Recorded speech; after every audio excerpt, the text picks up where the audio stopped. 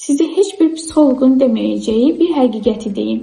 Əgər özünüzdə hər hansı bir psixoloji narahatlıq hiss edirsinizsə, ilk öncə nevroloji müdaxilə etməyə çalışın.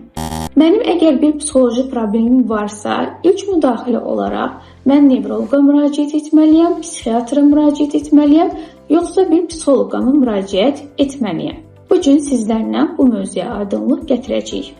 Nevroloji cəhətdən hər hansı bir probleminiz varsa, bu artıq psixoloji vəziyyətinizdə ciddi narahatlıqların olduğunu göstərir. Çünki bizdə yaranan tibbi xəstəliklər əslində bizim psixikamız, yəni ruhi əhval-ruhiyyəmizlə birbaşa əlaqəlidir. Və biz psixoterapiyaya müraciət etməklə sahib olduğumuz bioloji xəstəliyin daha tez və daha sağlam şəkildə sağalmasına zəmin yarada bilirik. İzah etmək istədiyim odur ki, əgər sizdə hər hansı bir psixoloji narahatlıq varsa, elə birbaşa bu sahə üzrə olan mütəxəssisə müraciət etməyiniz daha məqsədə uyğundur.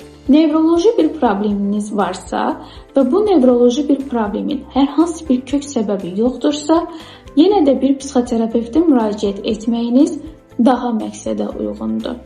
Psixiatrik bir probleminiz varsa, psixiatriyaya müraciət etdiyiniz təqdirdə paralel olaraq mütləq şəkildə psixoterapevtə də müraciətiniz mütləqdir. Tələbələrlə keçdiyimiz təlimlərdə də biz ilk öncə onlara psixiatriya ilə psixoterapiya arasındakı fərqlilik və bağlantını izah etməyə çalışırıq.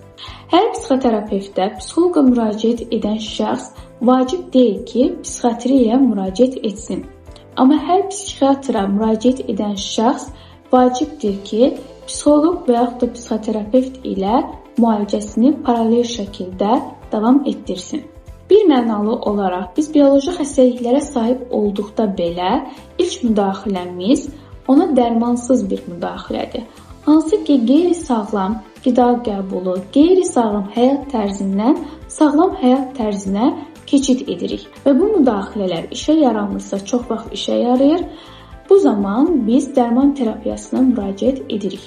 Şüursuz şəkildə qəbul edilmiş, yəni əgər mən həyatımda müsbət yöndə dəyişiklik etmirəmsə və yaxud da qeyri-sağlam həyat tərzindən sağlam həyat tərzinə keçid etmirəmsə, qəbul etdiyim dərmanların mənim orqanizmim üçün heç bir faydası yoxdur. Bu dərmanlar sadəcə məni çeyləşdirməkdən və həyatdan qoparmaqdan başqa heç bir mənaya sahib olmurlar. Məhz buna görə beynəlxalq dərəcəli qanunlara görə psixiatriyaya müraciət edən hər bir şəxs paralel olaraq klinik psixoloqdan da terapiya alır. Sadəcə bu cür paylaşımlar edərək mütəxəssislər sosial mediada cəmiyyətin diqqətini öz üzərlərinə çəkməyə çalışırlar. Amma bu sahənin insanların həyatında nə qədər önəmli bir yerə sahib olduğunu dərk etmirlər.